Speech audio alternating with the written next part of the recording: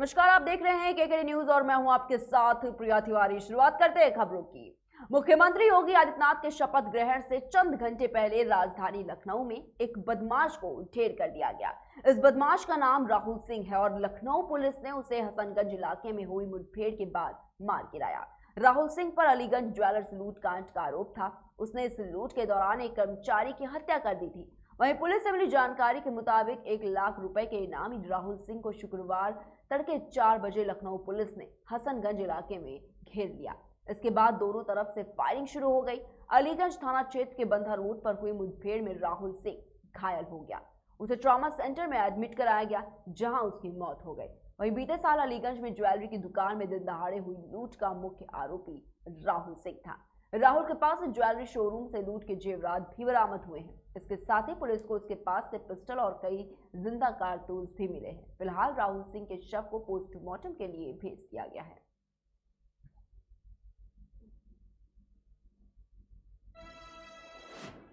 वहीं देश में जानलेवा कोरोना वायरस महामारी के नए मामलों में आज गिरावट दर्ज की गई है। देश में पिछले 24 घंटे में कोरोना वायरस के 1685 नए केस सामने आए और 83 लोगों की मौत हो गई। कल कोरोना के 1938 केस दर्ज किए गए थे और 67 लोगों की मौत हुई। वहीं देश में अब तक कोरोना के 4,30,16,372 मामले सामने आ चुके हैं। केंद्रीय स्वास्थ्य मंत्रालय की ओर से जारी किए गए आंकड़ों के मुताबिक कल देश में 2,499 लोग ठीक हुए, जिसके बाद अब एक्टिव मामलों की संख्या घटकर 21,530 हो गई। वहीं इस महामारी में से जान गंवाने वालों की संख्या बढ़कर 5,16,775 हो गई। आंकड़ों के मुताबिक अभी तक 4,24,78,087 लोग संक्रमण मुक्त हो चुके हैं।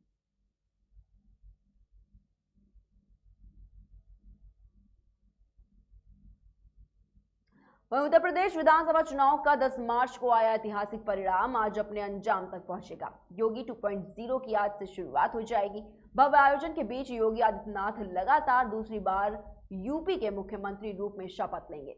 योगी के साथ मंत्रियों की भी लंबी टीम होगी।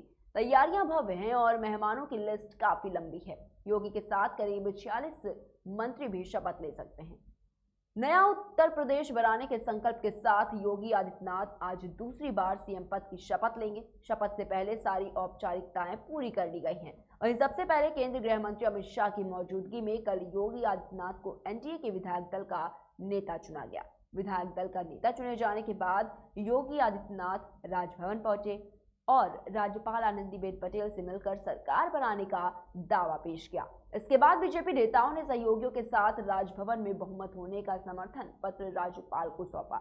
भव्य शपथ ग्रहण समारोह में शामिल होने वाले मेहमानों की लिस्ट काफी लंबी है।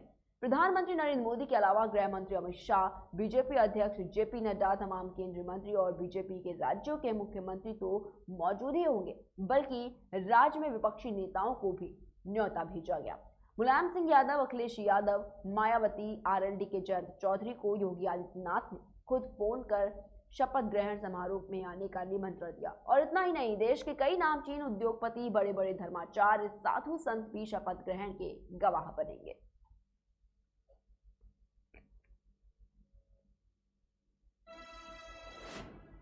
इस बार योगी कैबिनेट में युवाओं को ज्यादा मौका मिलेगा। कैबिनेट में 45-55 साल के युवाओं का प्रतिनिधित्व बढ़ेगा।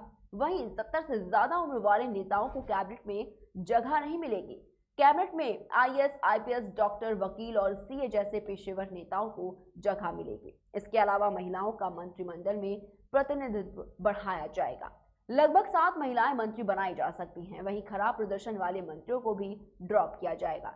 महेंद्र सिंह और पूर्व पुलिस अधिकारी असीम अरोड़, जो कि बीजेपी के विधायक चुने गए हैं, उनका भी मंत्री बनने का नंबर आ सकता है।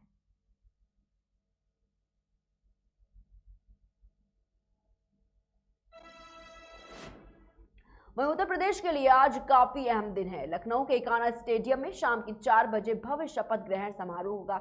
योगी आदित्यनाथ के साथ उनके कैबिनेट में शामिल होने वाले कई मंत्री भी शपथ लेंगे। वहीं शपथ सेरेमनी को बेहद खास बनाने के लिए लखनऊ को दुल्हन की तरह सजाया गया। आपको बता दें कि आज नवाबों की नगरी लखनऊ की खूबसूरती और ज्यादा नजर आ रही है।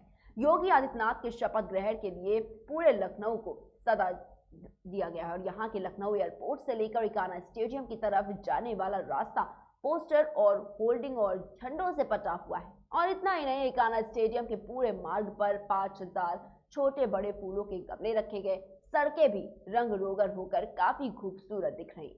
वहीं लखनऊ में 130 चौराहों को खास तरह से सजाया गया है। चौराहों पर बने फव्वारे भी गमले और लाइट से सजे हुए हैं। इनके अलावा 2000 से ज्यादा स्पाइनल लाइट और 200 से ज्यादा पेड़ों पर झालर की लाइटें लगाई गई। आपको बता दें कि उत्तर प्रदेश पुलिस ने आयोजन स्थल और उसके आसपास सुरक्षा के कड़े बंदोबस्त भी किए हैं। अपर पुलिस महानिदेशक प्रशांत कुमार ने बताया कि उत्तर प्रदेश पुलिस के करीब 8000 कर्मियों, पीएससी के साथ साथ विशेष कार्य बल, एसटीएफ, आतंकवाद निरोधक दस्ता और अन्य जैसी विशेष इकाइयों को सुरक्षा के लिए तैनात किया गया है।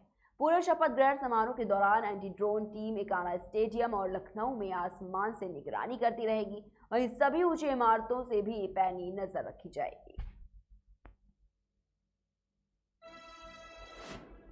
वहीं चीन के विदेश मंत्री वांग यी कल रात भारत पहुंच गए। आज राष्ट्रीय सुरक्षा सलाहकार अजय डोभाल से वांग यी की मुलाकात होगी। इसके बाद वो सुबह करीब 11 बजे विदेश मंत्री एस जयशंकर से मुलाकात भी कर चुके हैं। वांग यी का ये भारत दौरा ऐसे वक्त हो रहा है जब जम्मू कश्मीर के मुद्दे पर उनके एक बयान को लेकर भारतीय विदेश मंत्रालय ने कड़ी प्रतिक्रिया दी। विदेश मंत्रालय के प्रवक्ता अरिंदम बागची ने कहा कि केंद्र शासित प्रदेश जम्मू कश्मीर से जुड़ा मुद्दा पूरी तरह से भारत का आंतरिक मामला है और चीन समेत अन्य देशों को इस पर बयान देकर हस्तक्षेप करने का कोई अधिकार नहीं।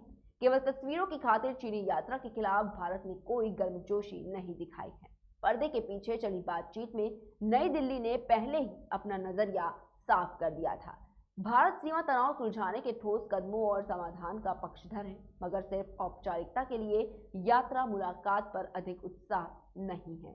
सूत्रों के मुताबिक वांग यी से बैठक में पूर्वी लद्दाख में बीते करीब 1.5 साल से जारी सीमा तनाव सुलझाने की बात पर भी जोर होगा।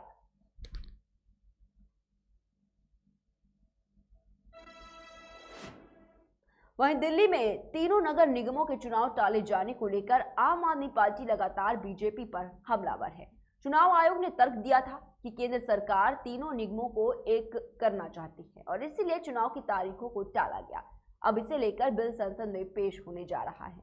दिल्ली के तीनों नगर निगमों को एक करने वाला बिल शुक्रवार 25 मार्च को लोकसभा में पेश किया जा रहा है। इस बिल को गृह मंत्री अमित शाह पेश करेंगे। इससे पहले केंद्र कैबिनेट की तरफ से इस प्रस्ताव को मंजूरी दी गई थी। संसद में बिल पास होने के बाद दिल्ली में तीनों नगर निगमों को भंग कर चुनाव कराए जाएंगे। दिल्ली नगर निगम चुनावों की तारीखों का ऐलान होने जा रहा था, लेकिन ऐन मौके पर चुनाव आयोग ने बताया कि फिलहाल ये चुनाव टाल दिए गए हैं क्योंकि केंद्र सरकार इसे लेकर बिल पेश करने जा रही है और इसे लेकर दिल्ली की सत्ताधारी आम आदमी पार्टी ने जमकर विरोध किया। केजरीवाल की पार्टी की तरफ से चुनाव आयोग और बीजेपी सरकार पर गंभीर आरोप लगाए गए हैं। दिल्ली के मुख्यमंत्री अरविंद केजरीवाल ने दावा किया है कि सरकार की तरफ से चुनाव टालने को कहा गया। उन्होंने कहा कि भाजपा चुनाव नहीं चाहती है। भाजपा नेताओं ने एमसीडी में लूट के सारे रिकॉर्ड भी तोड़ दिए। बीजेपी को ये पसंद नहीं है। बीजेपी नहीं चाहती चुनाव हो। बीजेपी चाहती है कि चुनाव खत्म हो जाए। चुनाव होने ही नहीं चाहिए। चुनाव गंदी बात है इनके हिसाब से। चुनाव गलत बात है इनके हिसाब से। एमसीडी के अंदर 15 साल इन्होंने जम के लूटा। लूटने के सारे दुनिया के रिकॉर्ड तोड़ दिए। गिनीज बुक वालों की मीटिंग चल रही है कि भारतीय जनता पार्टी का नाम आने वाला है गिनीज बुक के अंदर एमसीडी का और बीजेपी वालों का। शानदार इन्होंने परफॉर्मेंस किया है। 15 साल के अंदर इन्होंने लूटने में कोई कसर नहीं छोड़ी। लूटने के बाद जब जनता में त्राही त्राही मच गई, लोग दुखी हो गए 15 साल के इनके शासन के बाद, और जनता ने मन बना लिया कि इस बार इनको मजा चखाएंगे और गुस्सा जाहिर करेंगे। चुनाव आयोग ने ऐलान कर दिया कि हम आज शाम को 5 बजे 9 तारीख को 9 मार्च को शाम को 5 बजे आज चुनाव की डेट्स की घोषणा की जाएगी। 4 तारीख को प्रधानमंत्री के दफ्तर से फोन जाता है, चिट्ठी जाती है चुनाव कमिश्नर को, चुनाव रद्द कर दो। पूरी दुनिया के अंदर आज तक ऐसा नहीं होगा कि प्रधानमंत्री सीधे सीधे चुनाव कमिश्नर को फोन करके और चिट्ठी लिख के कहते हैं कि चुनाव रद्द कर दो। इसलिए ये नफरत करते हैं बाबा साहब अम्बेडकर से। ये कहते हैं बाबा साहब अम्बेडकर नहीं होता तो जनतंत्र नहीं होता इस देश के अंदर। कल एक बीजेपी का बड़ा नेता मिला, बोला जी मैंने तो अपने बीजेपी के बड़े नेताओं को बोल दिया ये चुनाव उनाव का चक्कर छोड़ो, एमसीडी में भी एनडीएमसी जैसा कर दो। मैंने कहा इसका क्या मतलब? वो बोले जैसे एनडीएमसी में चुनाव ही नहीं होते, एनडीएमसी में केंद्र सरकार नॉमिनेट कर देती है। बोले जी एमसीडी में भी यही हो जाना चाहिए। अध्यक्ष महोदय, इनका बस चलना इस देश के अंदर सारे राज्यों में और देश में चुनाव कराना बंद कर देंगे। फिलहाल के बुलेटिन में इतना ही। देश और दुनिया की तमाम बड़ी खबरों को देखने के लिए देखते रहिए केकेडी न्यूज।